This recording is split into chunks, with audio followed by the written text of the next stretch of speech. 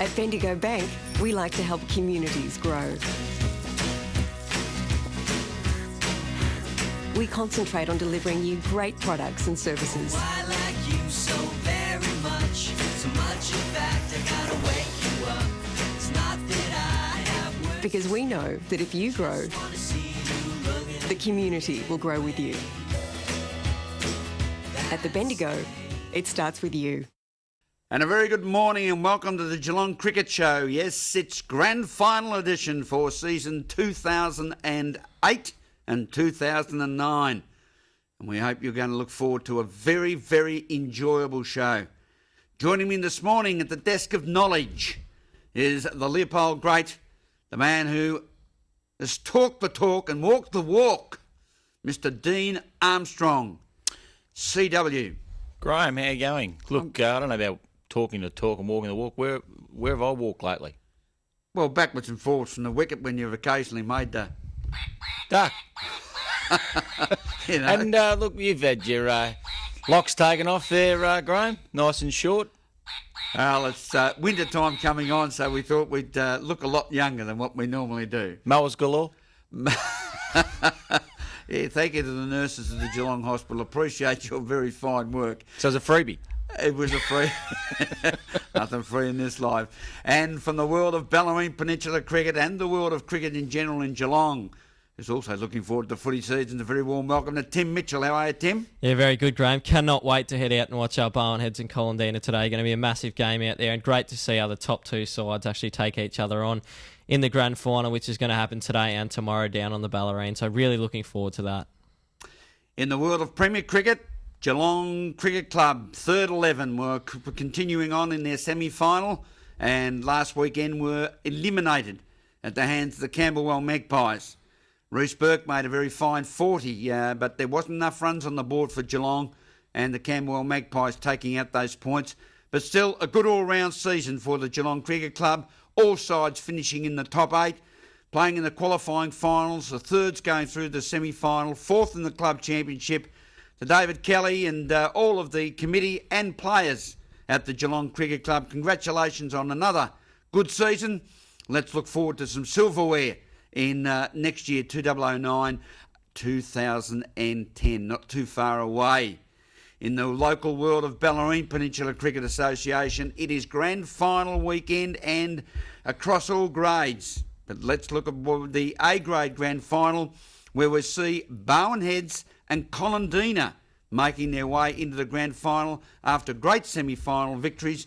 And I suppose, Tim, the highlight of the weekend certainly has to be the Barwon Heads win over Port Arlington, led by a magnificent unbeaten century from that man, Craig Bitterscombe.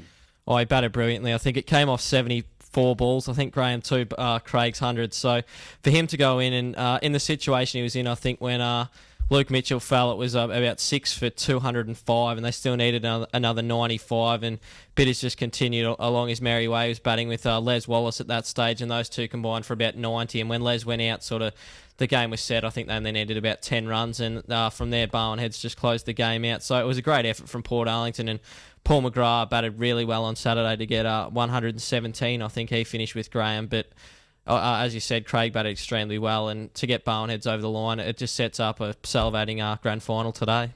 Colandina had a very good win over St Albans Breakwater and will certainly come into today's grand final, this weekend's grand final, in very confident fashion. Oh, they will. They play their home wicket very well, Colandina, and that was on show again last week, and it'll be interesting to see how they go away from home today, but for Colandina, they've got a lot of match winners in their side, and that's probably the real positive for them. A guy like Cade Norkie, their captain's been playing very well all year. Michael Fabris bowling extremely well. I think he's probably going to be one of the keys for them. If he can get a couple of early wickets, maybe take out Chris Wellsford, Jason Mallett, the guys that have been batting well at the top of the order, then it's going to set Colandina on their way. If Barwon Heads do get a good start, then I think that's probably going to be the key for them as well. Whichever side can really take the game on in probably the first session of the opening day, that could really set up the grand final. And one of the big surprises we understand is that this afternoon, Colandina, number one batsman, will be taking his place in the side. He played last night for Geelong, Jimmy Bartell. Yeah, well, he's been in very good form all year, James, and it's understandable that Colindina would want him in their side, and also understandable that after everything, I guess, he's given to them for the year and the commitment that he's shown to the Colindina Cricket Club, that he'd want to be a part of this grand final. And it's great for Colindina as well that Jimmy is going to be playing, because he's a fine batsman, and he's look, Bowen is really going to have to get him out early, because when he gets going, he showed it in a couple of the 2020 games as well as in the first half of the season. If he gets going, then he's difficult to stop with the bat as well as he is on the footy field. The big question, as always, Tim, is who is going to win and why in this Bellarine Peninsula Division A grand final between Bowen Heads and Colindina? Look, I think Bowen Heads have to enter as favourites. They've only dropped one game for the year, and last year's premiers as well. So the big thing they've got going on their side is experience at this time of the year. I think they've won, if they can get up over the next 2 days, Graham, it'll be 3 of the last 4 or 3 of the last 5 premierships down on the Bellarine, which is a huge stat for Bowen Heads. But they still do have to overcome Colindina, who, as you said, will take a lot of confidence from that semi-final win. That's the stage where they bowed out last year, and I think getting over that hurdle was huge for Colindina, and if they can sort of take it on, and they'll be feeling a little bit of pressure early, but if they start well, as I said, then it's going to take a lot of the pressure off Colindina's shoulders, and I think it'll make for a very good grand final. If I had to make a tip at this stage, and it might seem a little bit biased because I am a Bowen Heads boy, but I think Bowen Heads probably are going to win that grand final over the next couple of days. Well, unbiasedly, Mr. Armstrong, a man of knowledge, who would you select, Bowen Heads or Colindina? Well, I think it'll be a toss of the coin, Graham. As Tim has gone through the in-depth coverage of this game, I think that both sides have quality batsmen in their side. Bowen Heads have only lost the one game all year, so you'd definitely say that they'd have to go in favourites, and why wouldn't you tip them? They've only lost one game. They were reigning premiers from last year. I think Bowen Heads will probably make it 2 in a row. And very quickly, Tim, you have selected your Bellarine Peninsula Cricket Association team of the season. Certainly have, Graham. That'll be named at the BPCA presentation night. I think it's the 3rd of April that's actually on. But what I've gone for the year is just obviously looking at the stats, and I've compiled as a team, as you said. I've got opening the batting this year, the 2 from Bowen Heads, Jason Mallett and Chris Welsford. I think you'd rarely find sort of a game where those 2 didn't put on 50 for the first wicket. So as a partnership, you can't really fault them. Both got very close to 500 runs for the year. So those 2 you'd have opening the batting. Damien Vassalou from Port Arlington, he made also close to 500 runs. I've got him batting at 3, an integral part of the Port Arlington side this year. Craig Lucas from Jan Juck at 4. He made about 450 runs. I think he's one of the key reasons Jan Juck ended up playing finals this season. Also handy with the ball too. So Craig Lucas slots in at 4. In the middle order from there, I've got Michael Farrell from Queenscliff batting at 5. Nick Malion-Shurak from St Albans Breakwater batting at 6. And then Sean O'Leary as a wicket-keeper batsman at number 7.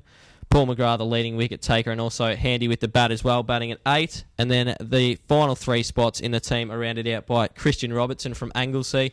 Fine year with both bat and ball. Probably could have batted a little bit higher, but it's very tough when you do pick a team from a very talented league. And the final 2 spots, Adam Melville from Geelong West. In a side that finished bottom, he was a shining light. I think he finished with about 25 wickets for the year. And a similar figure to my number 11 in the side, Aaron Muncie, who would be very handy to have at 11 as well, because he does wield the willow very nicely. Well done to Tim Mitchell. All the best to the Bellarine Peninsula Cricket Association combatants this afternoon.